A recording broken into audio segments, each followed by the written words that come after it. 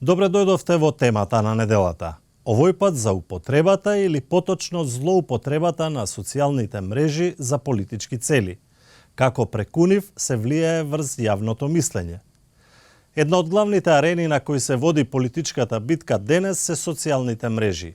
Партиите во Македонија се свесни за тоа, па се почесто водат кампања и преку Facebook, Twitter и YouTube.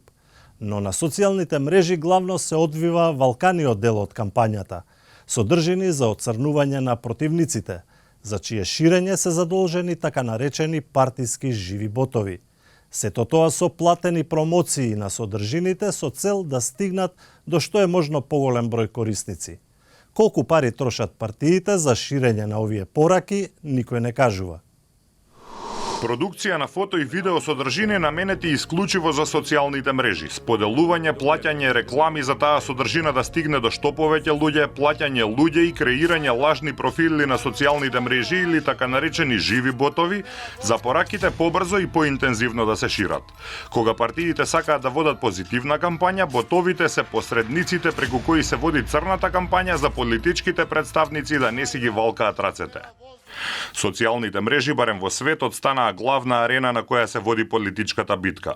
Победата на американскиот председател Доналд Трамп или кампањата за Брекзит, според голем број меѓународни аналитичари, се должеа пред се на добро дизајнираните кампањи на Facebook.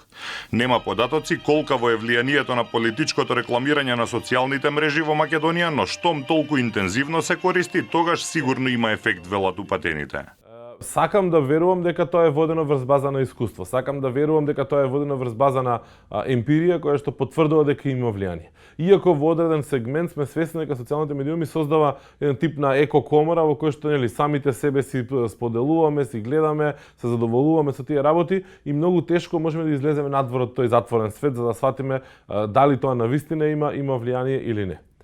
Од друга страна, пазарот се разви на начин на кој што најмногу и најчесто локалните граѓани се информираат преку социјалните медиуми.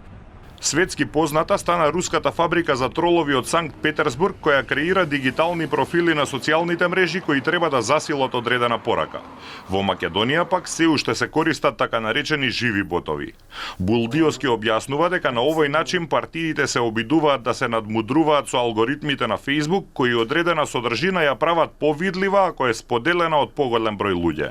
Самиот факт што има армии на ботови, односно луѓе кои што се имаат искривено стотици или јадници профили на Twitter и на Facebook, кои што имаат за задача да расшируваат, односно ја засилуваат таа порака која што одредени политички елити ја комуницираат, всушност е многу помоќна него самата реклама. Мислам дека имаат моќ, дури и локално, тие така наречени партиски ботови да засилат одредена порака. Дури и да сме свесни дека станува збор за наменски ангажирана група на луѓе кои што го прават тоа со одредена политичка цел.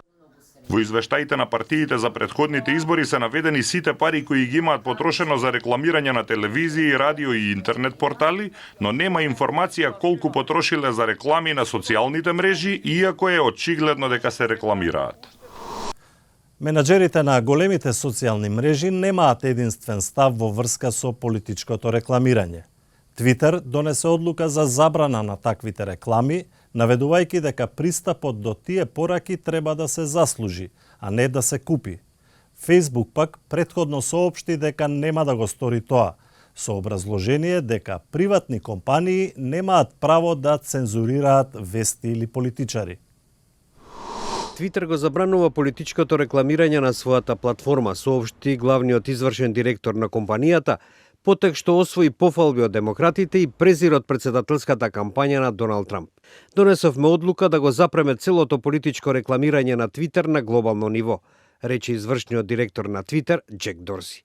Ние веруваме дека пристапот на политичката порака треба да се заработи, а не да се купи, додава тој. Експертот Шошана Водински во врска со најавите на Твитер изразува скептичност. I do feel like we're still going to be seeing a lot of political content on the platform, and some of that is going to be through paid media, whether or not Twitter can or can't anticipate it. Аналитичарите не очекуваат забраната која стапува во сила на 22 ноември значително да му го намали бизнисот на Твитер.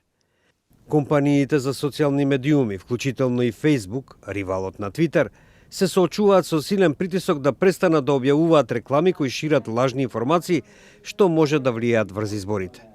Извршниот директор на Facebook, Марк Цукерберг, ја бранеше политиката на компанијата за објавување реклами од политичари, иако содржат лажни или погрешни тврдења, велејќи дека Facebook не сака да го задуши политички одговор.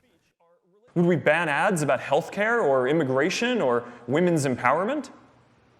And if you're not going to ban those, does it really make sense to give everyone else a voice in political debates except for the candidates themselves? Експертот Шошана Водински за ова вели. Facebook is a privately owned company. So clearly some of this has to be kind of like either financially or politically motivated. And in my opinion, at least what my gut is telling me, is that this is his attempt to kind of curry more favor among the conservative fan base. Facebook самиот објави дека и некои вработени ја критикувале ваквата политика на компанијата. Цукерберг проценува дека рекламите од политичарите би учествувале под 0,5% од приходите на Facebook во следната година. Веста за забраната на Твитер ги подели политичките кампови во Соединетите држави во пресрет на претседателските избори до година. Според републиканците, ова е уште еден обид на левичарите да ги замолчат Трамп и конзервативците. Демократите пак ја поздравија одлуката. Во соочувањето со изборот помеѓу доларот и интегритетот на нашата демократија, охрабрувачки е што барем еднаш профитот не победи, изјави Бил Русо, портпарол на кампањата на демократскиот кандидат Џо Бајден. Тоа беше се во оваа емисија во која се осврнавме на функционирањето на политичките кампањи преку социјалните мрежи и можните злоупотреби за манипулации со јавното мислење. До гледање.